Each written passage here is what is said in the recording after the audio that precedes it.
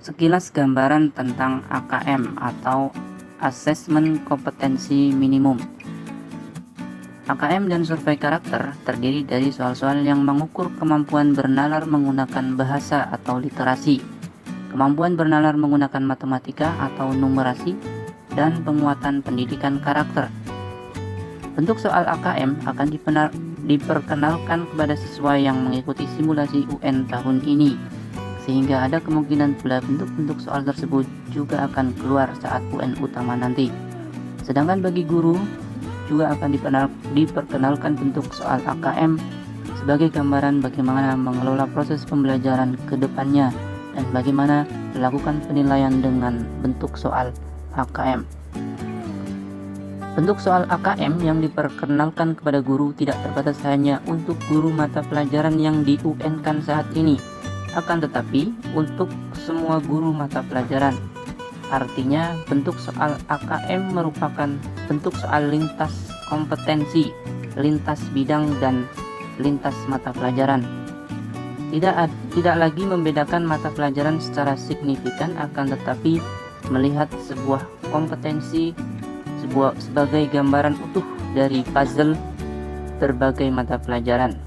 Mata pelajaran yang ada akan menjadi tools untuk membentuk kompetensi tersebut.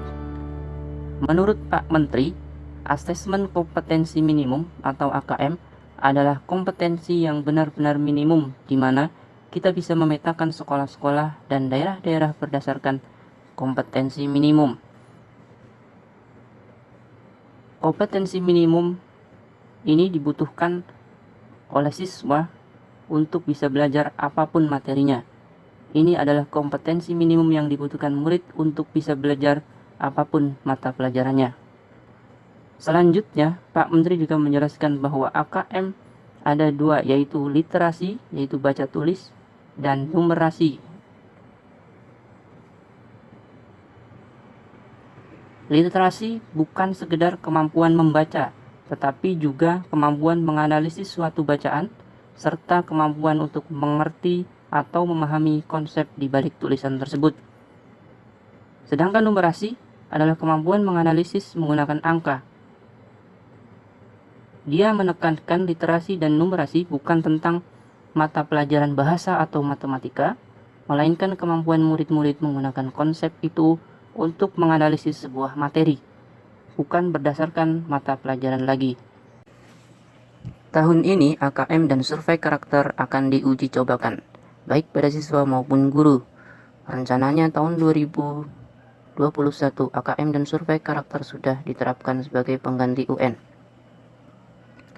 Sekelumit cerita dari rekan yang sudah mengikuti AKM guru di SMK dan SMA. Setelah submit, ada perintah mulai mengerjakan. Benar juga, redaksi soalnya panjang-panjang, bahkan ada yang sehalaman, banyak gambar, grafik, tabel, dan diagram. Menjawabnya pun ada yang dengan mencentang, boleh lebih dari satu. Ada yang memilih salah atau benar, pilihan ganda, dan ada pula yang uraian. Untuk yang jawaban berupa uraian, ini dibatasi jumlah karakternya.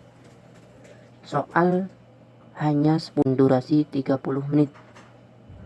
Tetapi yaitu, kita harus membaca dan memahami stimulusnya terlebih dahulu.